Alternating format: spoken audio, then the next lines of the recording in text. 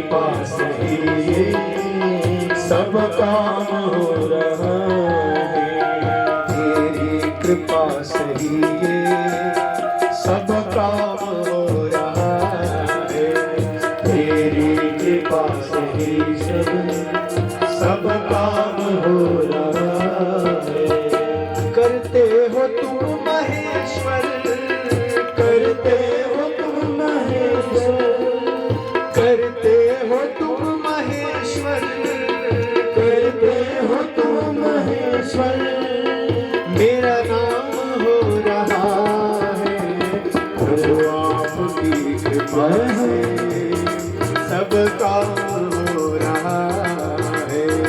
प्रभु आपकी कृपा से सब काम हो रहा है। प्रभु आपकी कृपा से सब काम हो रहा है। प्रभु आपकी कृपा से सब काम हो रहा है। सब काम हो रहा है। सब काम हो रहा है। सब काम हो रहा है। करने वाला भी वो परमात्मा है, करवाने वाला भी वो परमात्मा है। हम लोग खाली निमित्त हैं। तो दक्षिणा के दान के लिए पात्रता देखनी चाहिए। जिसको हम दे रहे हैं वो सदुपयोग करेगा कि नहीं। लेकिन अन्नदान के लिए जो अतिथि आ जाए उसके लिए कोई पात्रता नहीं। जिसको भूख लगी है उसको खिलाओ। अहम वैश्वानरो भूत्वा प्राणिनाम देहमाश्रिता। मैं परमात्मा की देह। ये परमात्मा कहते हैं मैं उस गरीब की भूख में हूं, उस दरिद्री नारायण में मैं हूं। उसकी सेवा जिसने की। तो जिसके घर में अतिथि के चरण नहीं पड़ते, ब्राह्मण के चरण नहीं पड़ते, वो घर घर नहीं है, वो गृहस्थ गृहस्थ।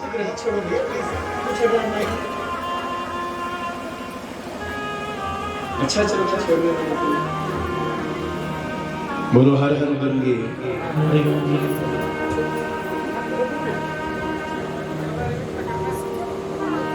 बड़ा सुंदर भाव है।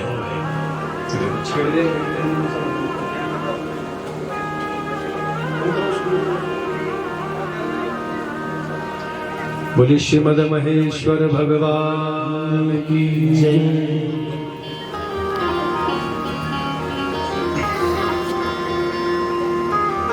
न विप्रपादो दक कर्दमानि, न वेद शास्त्र ध्वनि गर्जितानि। ये कथा नहीं सुना रहा हूं, आज ये दर्शन है आपके लिए। सब गृहस्थी लोग बैठे ना लगोगे। न विप्रपादो दक कर्दमानि, न वेद शास्त्र ध्वनि गर्जितानि। स्वाहा स्वधाकार विवर्जितानि, स्वाहा स्वधाकार विवर्जितानि। शमशान तुल्यानि गृहाणितानि, शमशान तुल्यानि गृहाणितानि। उसको घर नहीं समझना चाहिए।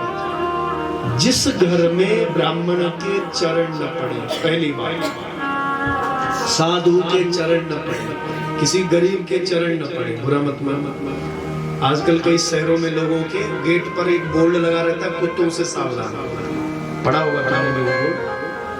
और इतने भयंकर कुत्ते पाले हुए मारे। कोई ब्राह्मण, कोई साधु बेचारा गेट के सामने खड़ा नहीं हो सकता। अंदर जाने की बात तो बहुत दूर है। अरे क्या करना उस ऊंचे राजमहल का साथ, इसके अंदर कोई साधु नहीं आता, संत नहीं आता। न विप्रपादोदक कर्दमानि, न वेद शास्त्र ध्वनि गर्जितानि। दूसरी बात कही, जिस घर में वेद मंत्रों की ध्वनि की गर्जना नहीं होती,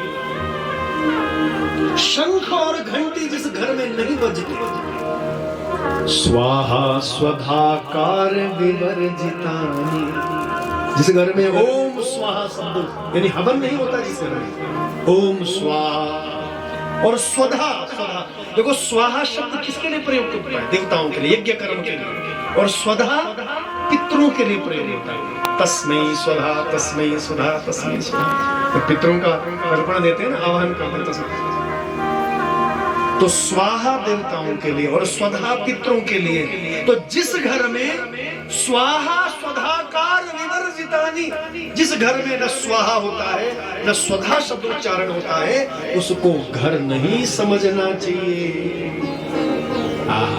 क्या है?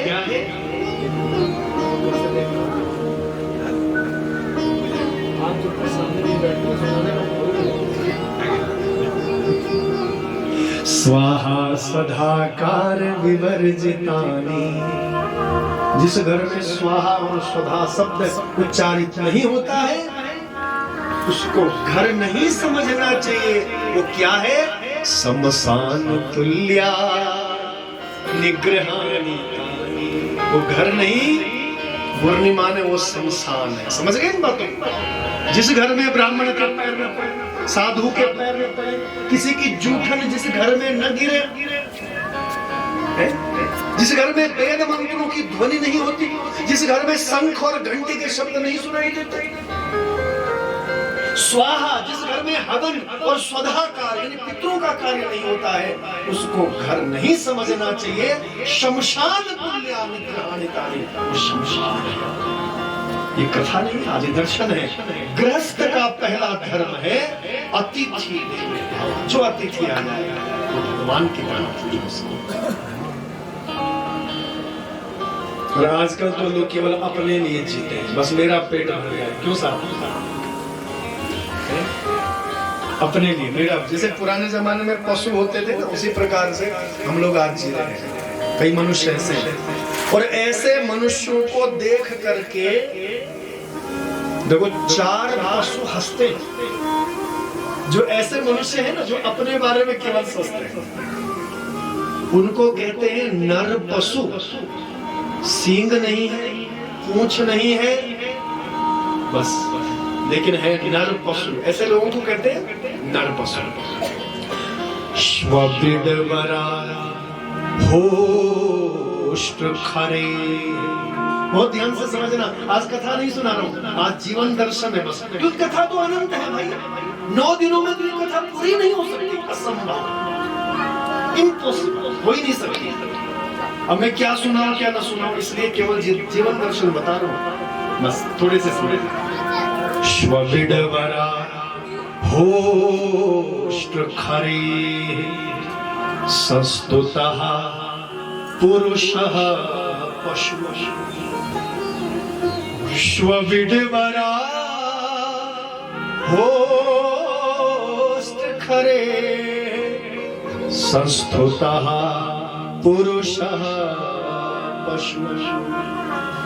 4 पशु हंसते हैं। किसको देख के हंसते हैं? बहुत ध्यान से, एक एक शब्द पर ध्यान दीजिए। किसको देख के हंसते हैं? उन नर पशुओं को देखकर। अब नर पशु किसे कहा गया? श्व। पहला शब्द कहा श्व। श्व यानी श्वान। श्वान कौन है? किसको बोलते हैं? कुत्ते को कुकुरते बोलते हैं। कुकुर जो उसको श्वान। तो वो कुत्ता किसको देख के हंसता है? 4 पशु हंस रहे हैं हम लोगों को देखकर। कौन कौन हंस रहे हैं और क्यों हंस रहे हैं ये समझिए जरा। पहला हंस रहा है श्वान। श्वान मतलब क्यों हंस रहा है? किसको देख के हंस रहा है? जो लोग आपस में लड़ रहे हैं, भाई भाई लड़ रहे हैं, पड़ोसी पड़ोसी लड़ रहे हैं, एक एक इंच की जगह जमीन के लिए गाली गलौज हो रहा है। एक बहन वहां से चिल्ला रही है, दूसरी बहन वहां से चिल्ला रही है, तुम तो इधर जाए। तो ऐसे मनुष्यों को देख करके जो दिखने के मनुष्य हैं लेकिन काम उनके पशुओं की तरह, तो कौन हंस रहा है? जब हम लड़ते हैं ना, गांव-गांव में लड़ाई होती है, पड़ोस-पड़ोस में लड़ाई होती है, तो ऐसे मनुष्यों को देख करके वो श्वान बड़ा हंसता है, खूब नाचता है। भारी मन की मर्दन तुम, बहुत मनुष्य बन के फिरते हो। अब तुम में और हम में क्या भेद है? हम भी लड़ते, कुत्ते कैसे लड़ते हैं? एक गली का कुत्ता यदि दूसरी गली में चला गया, कैसे लड़ते हैं? तो कुत्ता उस समय खूब हंसता है, वो हंस रहा है हमें देखकर, हमारे ऊपर हंस रहा है वो कुत्ता। जब हम लड़ रहे हैं आपस में, छोटी छोटी बातों पर लड़ रहे हैं, भाई भाई लड़ रहे हैं, पड़ोसी पड़ोसी लड़ रहे हैं, एक एक इंच के लिए मुकदमेबाजी हो रही है, उस समय वो कुत्ता खूब हंसता है। अरे बड़े मनुष्य बनते फिरते हो, अरे तुम तो मनुष्य नहीं, तुम तो हमसे भी गए गुजरे। तो पहला पशु कौन हंस रहा है? श्वा। श्वा मतलब श्वान। श्वविडवरा, श्वविडवरा। वरा किसको कहते हैं? बरा। बरा केले बोलते हैं, वरा केले बोलते हैं। सूकर, जंगली सूकर, वो जंगली सूकर भी हंसता है। किसको देख के हंसता है? जो केवल अपने बारे में सोचता है, मेरा पेट भर जाए, मेरे परिवार का पेट भर जाए, पड़ोसी जाए भाड़ में, दुनियादारी जाए भाड़ में, मुझे किसी से कौन सा, मैंने कोई ठेका ले रखा है भाई? मैं और मेरा परिवार सुखी रहे। जो अपने बारे में केवल सोचता है, ऐसे मनुष्य को देखकर वो वरा, वो शुकर बड़ा हंसता है। शुकर का काम क्या होता है? खाता पीता और मस्त पड़ा रहता है, दुनियादारी से कोई लेना देना नहीं है उसको, खाता है और मस्त पड़ा रहता है, कोई काम धंधा नहीं हो सकता। तो ऐसे मनुष्यों को देखकर जो केवल अपना पेट भर रहे हैं, अपने बारे में सोच, अरे ये मनुष्य जीवन क्या अपने लिए मिला है भाई? ये मनुष्य जीवन किसके लिए मिला है? दूसरों के लिए। 84 लाख योनियों में ये मनुष्य योनि दुर्लभ है। प्राप्यम तम मानुषम देहम, प्राप्यम तम मानुषम देहम, कर्तव्यम धर्म साधनम, स्वर्ग मोक्ष प्रदम नृणाम, दुर्लभम चान्ययोनिषु, दुर्लभम चान्ययोनिषु। ये दुर्लभ जो मनुष्य योनि है, क्या अपना पेट भरने के लिए मिली है? जरा सोचना, बुद्धि का प्रयोग करना जरा। क्या भगवान ने खाने के लिए, पीने के लिए, मौज मस्ती के लिए, इंजॉयमेंट के लिए क्या भगवान ने ये मनुष्य जीवन दिया है? कल्पना करिए, विचार करिए। 84 लाख योनियां हैं, एक योनि में अगर एक धर्म पत्नी हुई होगी, कितनी धर्म पत्नी होगी बताओ? एक योनि में एक बेटा हुआ होगा, मान लीजिए, कितने बेटे हो गए? एक योनि में एक परिवार हुआ होगा, कितने परिवार हो गए? अरे साहब, जब 84 लाख धर्म पत्नी, 84 लाख पति, 84 लाख घर परिवार, 84 लाख बच्चे, जब उनके साथ हमारी तृप्ति नहीं हुई, तो क्या इस मनुष्य थोड़े से जीवन में क्या तृप्ति हो जाएगी? असंभव है, नहीं हो सकता, ऐसा तृप्ति हो ही नहीं सकती।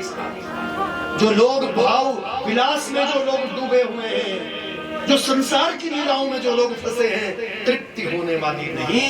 अरे ये मनुष्य पेट भरने के लिए नहीं है, ये मनुष्य योनि दुर्लभ योनि है। तो ऐसे मनुष्य को देखकर, ऐसे जीव को देख करके श्वान और दूसरा पशु कौन? शुकर, वरा, वो हंस रहा है। अरे काहे के मनुष्य हो तुम? कार है तुम्हारे लिए, अपने लिए जी रहे? अरे ये मनुष्य योनि अपने लिए नहीं, ये दूसरों के लिए।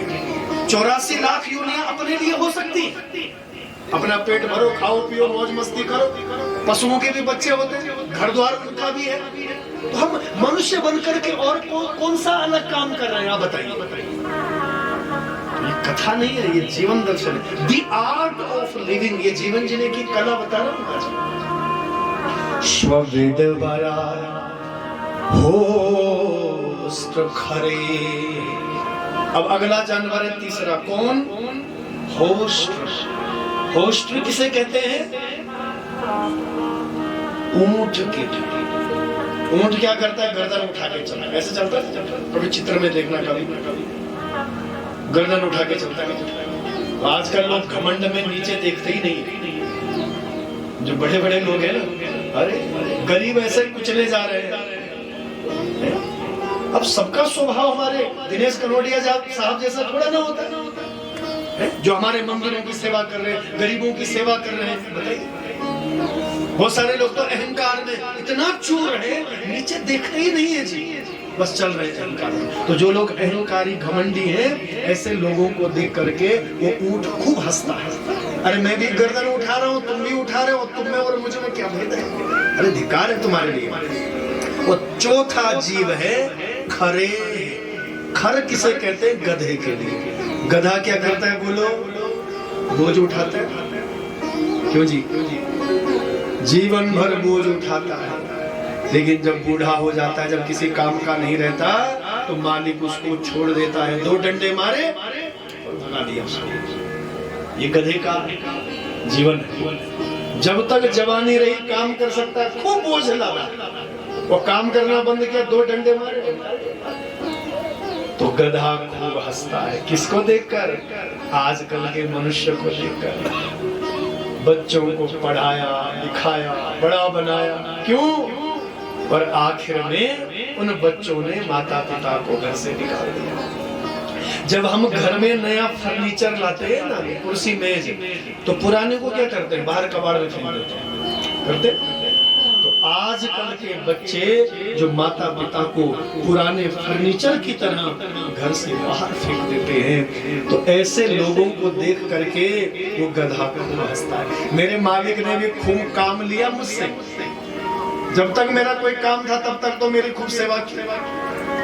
पिताजी जब तक कमा धमा रहे ना, सर्विस है, नौकरी है, पैसा कमा रहे, तब तक तो पिताजी पिताजी पिताजी पिताजी के बैंक में पैसा है,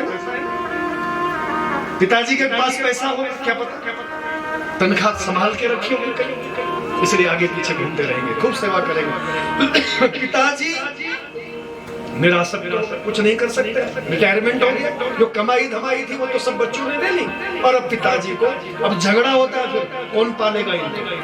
बूढ़ों को कौन पालेगा? झगड़ा होता है, एक कहता है जाओ तुम्हारे साथ, दूसरा कहता है जाओ तुम्हारे साथ, झगड़ा होता है। तो वो गधा खूब हंसता है उस समय इस मनुष्य को देखकर, और तुम में और मुझ में क्या भेद है? अरे मेरे मालिक ने जब तक मैंने काम किया तब तक खूब काम लिया, तो किसी काम का नहीं रहा तो घर से निकाल दिया 2 डंडे मार के। श्वविडवरा होस्त खरे संस्तुतः पुरुष पशु। कितने अद्भुत मंत्र हैं, कितना तत्व है इन मंत्रों में। जीवन का सारा निचोड़ एक मंत्र में बताओ। श्वविडवरा होस्त खरे संस्तुतः पुरुष पशु। एक मंत्र यदि समझ लिया तो समझना सारे शिव पुराण समझ लिया। शिव अनंत है, शिव कथा अनंत है। बस एक ही बात को, अस्ति गिरि समनस्या कज्जलम सिंधु पात्रे सुरु तरुवर शाखा लेखनी पत्र मूर्भी लिखति यदि गृहीत्वा शारदा सर्वकालम तदपि तव गुणानां ईश पारम नयाति। क्या कहा जा रहा है इस मंत्र में? हे महादेव, समुद्र की स्याही बनाई जाए, समुद्र की स्याही बनाई जाए, और जितने भी वृक्ष हैं उनकी कलम बनाई जाए, और लिखने वाली कौन हो? स्वयं माता भगवती शारदा, वो सरस्वती भगवती। समुद्र की स्याही समाप्त हो जाएगी। पेड़ रूपी कितने वृक्ष होंगे ब्रह्मांड में? आप सोचो कितने पेड़ पौधे होंगे? पेड़ों की कलम समाप्त हो जाएगी, पेन जिसे लिखते हैं। समुद्र की स्याही समाप्त हो जाएगी, लिखते लिखते कलम, ये वृक्ष जो है ये समाप्त हो जाएंगे। और रात दिन माता शारदा लिखते लिखते थक जाएगी। ईश पारम नया की, फिर भी तुम्हारी महिमा को गाया।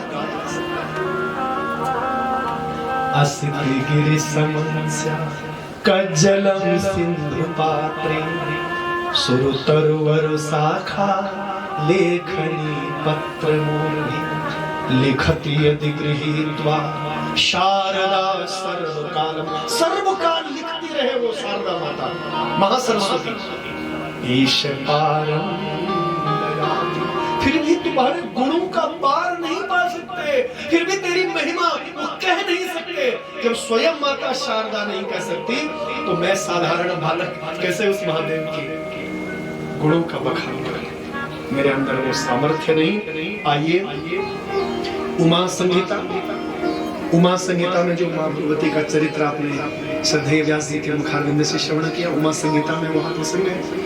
कैलाश संगीता यानी ज्ञान की पराकाष्ठा, जो शिव महापुराण के अंतर्गत समय समय पर वो ज्ञान की चर्चाएं होती रही। वायवीय संगीता, वायु, वायु यानी प्राण, प्राण वो शिव तत्व। प्राण क्या है? वो शिव ही प्राण है। तो आइए ये सप्त संहिताओं की शिव महापुराण की पावन कथा महादेव के चरणों में अर्पित है। आइए अब मैं महाराज श्री के चरणों में प्रणाम करता हूँ। आपका सानिध्य मिला महादेव के चरणों में, इससे बड़ा और सौभाग्य जीव का कुछ नहीं हो सकता। आपने जो इतना प्रेम दिया, दुलार दिया, इतना आशीर्वाद दिया, मैं किन शब्दों में आपका धन्यवाद व्यक्त करूं, कोई शब्द ही नहीं है। अपने साथ बिठा करके इस बालक को भोजन करवाया आपने, इतना दुलार दिया, इतना प्रेम दिया।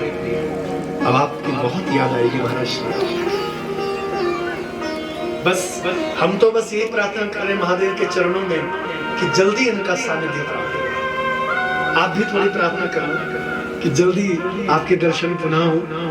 तो महाराज जी के चरणों में प्रणाम, जिनकी दिव्य सानिध्यता हमें प्राप्त हुई।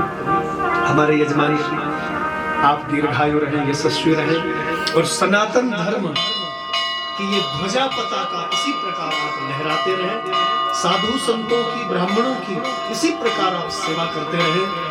आपका जीवन सुखमय आनंदमय हो और इसी प्रकार परमात्मा आपको शक्ति दे। धर्म के मार्ग पर, धर्म के पथ पर आप निरंतर आगे बढ़ते रहें, निरंतर आप चलते रहें। आइए यही मैं महादेव के चरणों में प्रार्थना करता हूँ। आपकी धर्म पत्नी जो साक्षात महालक्ष्मी का स्वरूप है, आपको भी मैं प्रणाम करता हूँ। एक वो भजन सुना दीजिएगा, वो जो उस दिन सुनाया था, आज मेरे बाबा आ रहे हैं बोल रहे। मैं समझ नहीं पा रहा हूँ। वो आ रहे हैं बाबा बोल के, सजा दो, सजा दो। अच्छा, आइए सबको प्रणाम, वंदन, अभिनंदन, प्रणाम, आचार्य मंडली को प्रणाम और हमारी बद्री केदार समिति है, सभी कर्मचारी बंधु सबका अभिनंदन और वंदन। हमारी माताएं बहनें, गोंडार वासी सबको प्रणाम। और कल से ही हमारी कथा उत्तर काशी टिहरी में प्रारंभ हो रही है, तो आज थोड़ा सा प्रस्थान करेंगे अब। तो आइए, क्योंकि छोटों का काम होता है गलती करना और बड़ों का काम होता है क्षमा करना। आप हर प्रकार से बड़े हैं, आयु में बड़े हैं, ज्ञान में बड़े हैं, तो आइए दोनों हाथ जोड़ करके क्षमा मांग रहा हूँ। आपका भाई हूँ, आपका बेटा हूँ। और आइए, भारी खुद लगने हम तुम्हारी गोंडार वासियों की, तो प्रभु की कृपा हुई तो जल्दी पुनः दर्शन होंगे महादेव के चरणों में। आइए सबको प्रणाम, वंदन, अभिनंदन। बड़ा सुंदर भजन सभी लोग मिलकर के गाएंगे। सजा दो घर के आंगन को, सजा दो घर के आंगन को, मेरे महादेव आए हैं। सजा दो घर के आंगन को, मेरे महादेव आए हैं। मेरे महादेव आए हैं, मेरे महादेव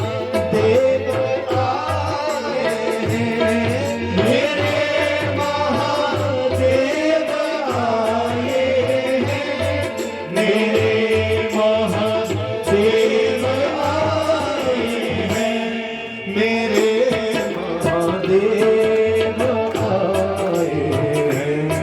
सजा दो घर के आंगन को, सजा दो घर के आंगन को, मेरे महादेव आए हैं।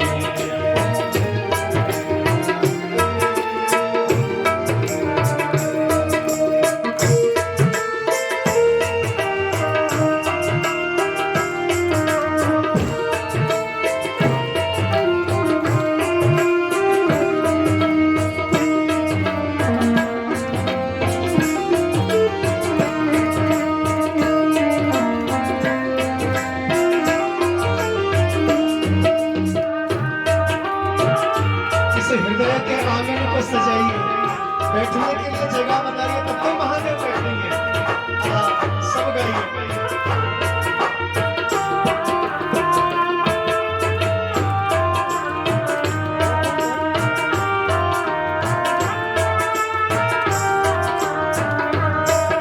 पधारो इनके चरणों को बहाकर प्रेम की गंगा। पधारो इनके चरणों को बहाकर प्रेम की गंगा। पधारो इनके चरणों को बहाकर प्रेम की गंगा। पधारो इनके चरणों को बहाकर प्रेम की गंगा। बहाकर प्रेम की गंगा। बिछा दो अपनी पलकों को, बिछा दो अपनी पलकों को, मेरे महादेव आए हैं। बिछा दो अपनी पलकों को, मेरे महादेव आए हैं। उमड़ आई मेरी आँखें देख कर अपने प्रभु जी को। उमड़ आई मेरी आँखें देख कर अपने प्रभु जी को। उमड़ आई मेरी आँखें देख कर अपने प्रभु जी को। उमड़ आई मेरी आँखें देख कर अपने प्रभु जी को। देख कर अपने प्रभु जी को। हुई रोशन मेरी गलियां, हुई रोशन